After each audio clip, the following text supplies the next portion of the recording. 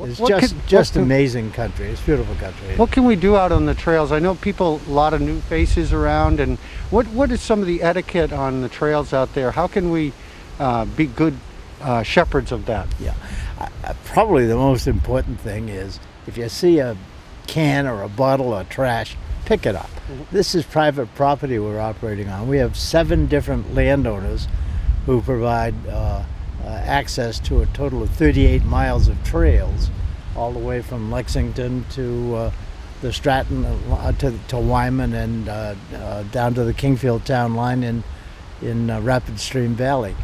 And generally speaking, folks pay pretty good attention. But as you know, there's always an element that shouldn't have a beer bottle in them, but they throw it out on the trail anyway when they're through with it. That would be the most important thing. Yeah. We also find, and particularly now with this quick reopening we just had, that we've been able to clear the major obstructions, and that usually involves a chainsaw and some heavy-duty work. We don't expect everybody to be able to do that, although we do have some riders who lug chainsaws along with them, just in case. Great.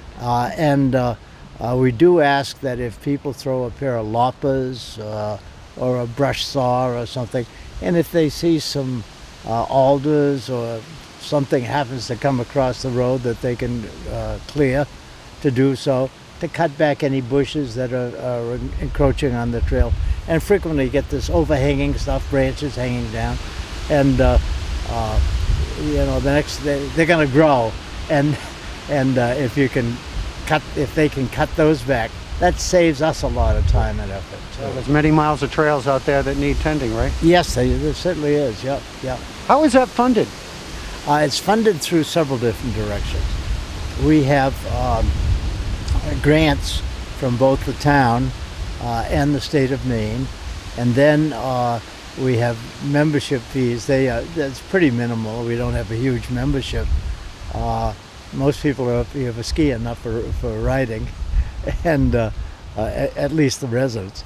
And then the other source is our manpower.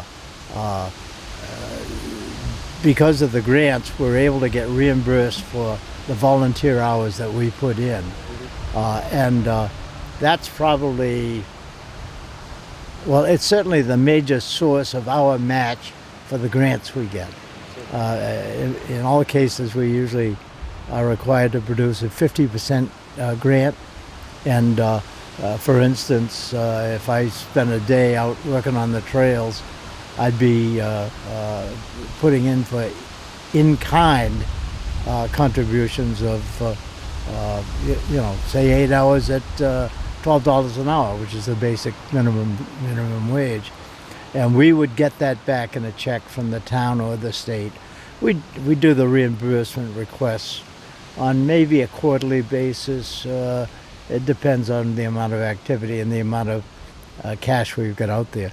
Of course, some of the bills, when you hire a contractor or an excavator to go out and work on a trail, they get pretty heavy. So we got to.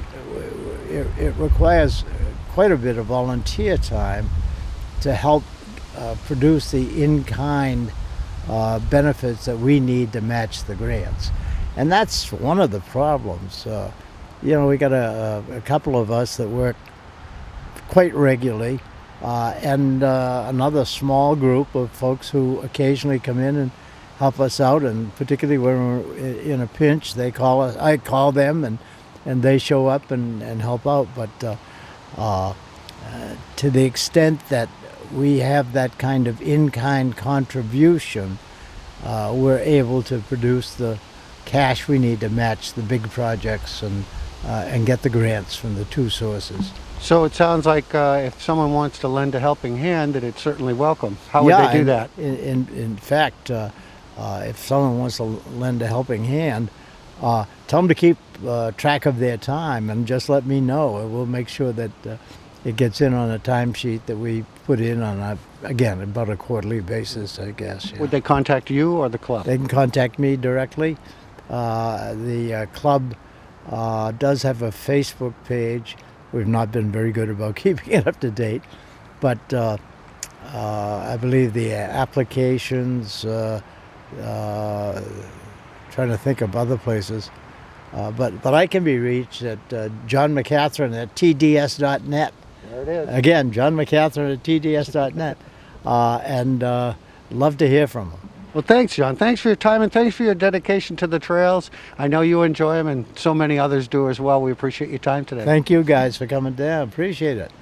And I'd like to serve you a hot coffee or something, but we haven't got around to a coffee pot here. We're just starting to furnish the place. Well, we'll look forward to that next trip, John. All right, I appreciate it. Great. Take care. Thank you.